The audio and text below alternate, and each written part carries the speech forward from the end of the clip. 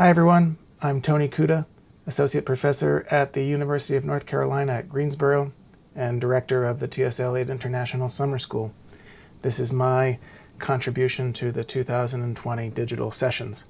And you know it's a big occasion because I've broken out not only my pink handkerchief and my T.S. Eliot Proof Rock cup, but also my Margate sand. I'd like to start with a very short excerpt from Eliot's The Dry Selvages. It's a line that you've probably heard, just one line. We had the experience, but missed the meaning. We had the experience, but missed the meaning. I love this line, and I think in a way I might owe my entire dissertation to it. And it still resonates with me for different reasons. Now it's because Eliot's speaker is in a very familiar position of having missed something important, of being irrevocably late, though he was also somehow there to have the experience. He missed it, and there's no going back. I've been thinking a lot lately about the topic of belatedness in Eliot's work. 2 years ago, I gave a paper at the summer school about the feeling of belatedness, about how different ways of dramatizing lateness elicit different emotional responses. And since then, I've been moving chronologically through Eliot's work, tracing how he experiments with this belated situation over and over again in terms of style and verbal form. And I've come to really find it everywhere in his work. Almost everything that I see seems to have belatedness at stake in some form. It's really, I think, built into the way that he writes about relationships and experience. Turns out, as usual, I am a little late to the party. Of course, Harold Bloom's well-known anxiety of influence relies upon a minutely theorized version of belatedness. But more recently, there's been some excellent work on lateness and modernism by Sarah Collins and Ben Hutchinson, both of whom I'd recommend for you to read. Hutchinson in particular says that modern authors are defined by their repeated attempts to contest their belated status. By repeated attempts to contest their belated status.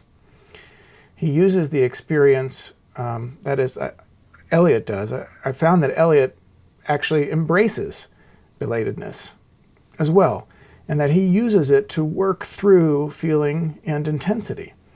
He finds wonderfully subtle ways to create tension and conflict about being late.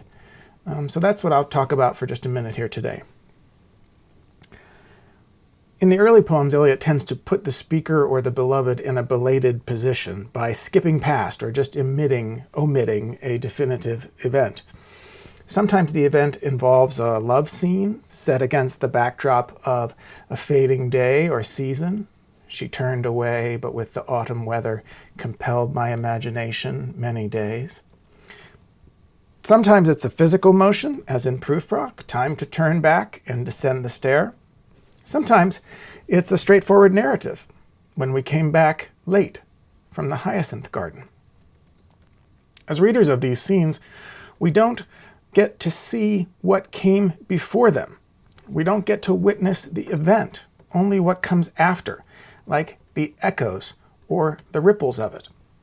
Now, there's a lot to say about this method, how it can provoke both relief and anxiety, how it stages a theme that's always on Eliot's mind, which is irrevocability, permanence. But another thing that it gives us is a way to understand the poems of Eliot's middle period, say between 1923 and 1935.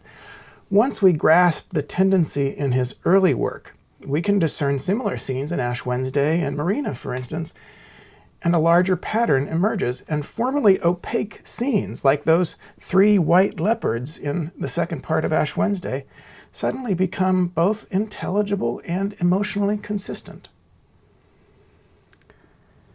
Take the opening lines from Ash Wednesday, for instance. Because I do not hope to turn again. Because I do not hope. That first line is already filled with a tension of belatedness. The first turn, you notice, has already happened at some point before the poem, right? We've missed it.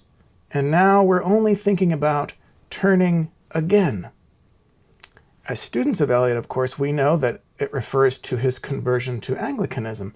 But in the poem's narrative, within that circumference, the crucial moment is elided. And the anaphora and repeated subordinate clauses, because, they all seem to insist upon this pastness.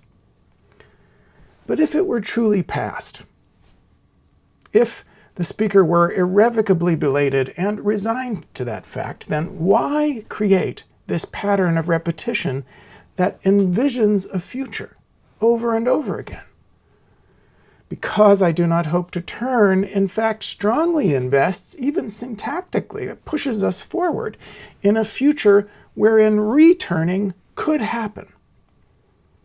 The resulting ambivalence, that is, the intense feeling in opposing directions, the desire not to return and the implied desire to return, that's what drives the energy of this poem and creates, ultimately, those beautiful closing stanzas where Eliot wishes that he didn't wish so much for the past. The lost heart, he writes, stiffens and rejoices in the lost lilac and the lost sea voices.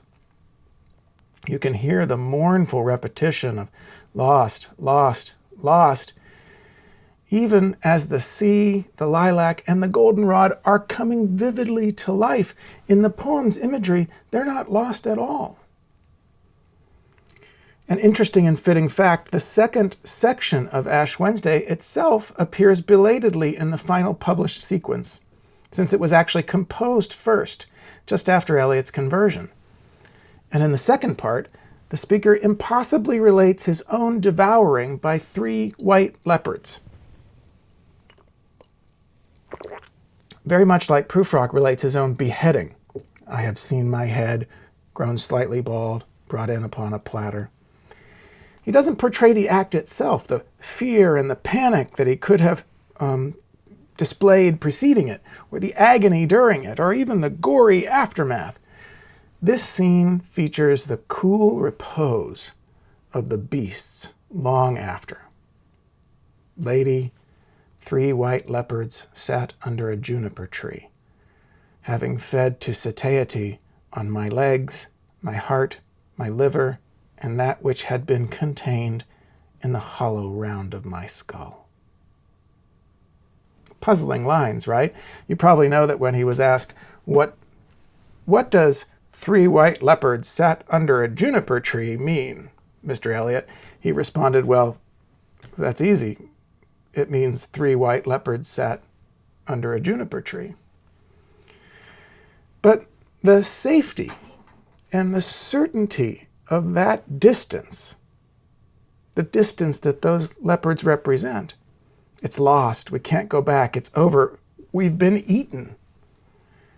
That certainty is what the rest of the poem is going to try to complicate and contest, including the verses that Eliot decided to put first. So this is the dynamic that interests me most. Eliot creates a situation that relies upon belatedness in a narrative way, and then dramatizes the conflicts and the upheavals in feeling that come as a result. I hope I've conveyed a sense of what I've been working on and thinking about right now. I've enjoyed talking with you about it, and I welcome your comments and suggestions via email anytime. I'm proud to be here, featured on this platform alongside my esteemed colleagues. Most of all, I look forward to seeing them and to seeing you in person very soon. Take good care.